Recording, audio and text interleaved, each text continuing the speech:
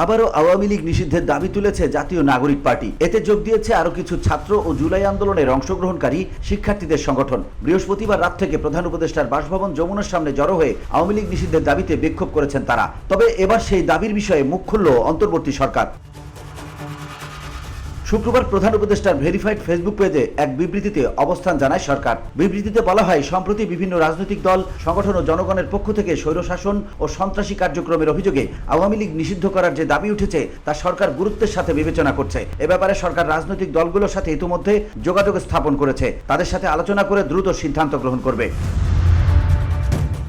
এতে আরো বলা হয়, এক্ষেত্রে আওয়ামী লীগের নেতা ও সমর্থকদের সন্ত্রাসী কার্যক্রমের বিষয়ে জাতিসংঘের প্রতিবেদন সরকার বিবেচনায় রাখছে। সে পর্যন্ত সকলকে ধৈর্য ধারণ করার আহ্বান জানাচ্ছে। উল্লেখ্য যে ইতিমধ্যে সরকার জনদাবির প্রতি সম্মান জানিয়ে প্রচলিত আইনের অধীনে সন্ত্রাসী সংগঠন ছাত্রলীগকে নিষিদ্ধ করেছে। বিবৃতিতে আরো বলা হয়, সরকারের পক্ষ থেকে মানবতা বিরোধী অপরাধের সঙ্গে জড়িত সংগঠনের বিরুদ্ধে বসুন্ধরা, উত্তরা, বনশ্রী, কুড়িল ও বাড্ডা সহ রাজধানীর বিভিন্ন স্থানে অভিজাত ও অত্যাধুনিক মানের ফ্ল্যাট কেনার এক নির্ভরযোগ্য প্রতিষ্ঠান প্লেজেন্ট প্রপার্টিজ লিমিটেড। তাই আপনার স্বপ্নের আবাসনের জন্য আজই যোগাযোগ করুন। Pleasant properties limited, where destiny matches eventually.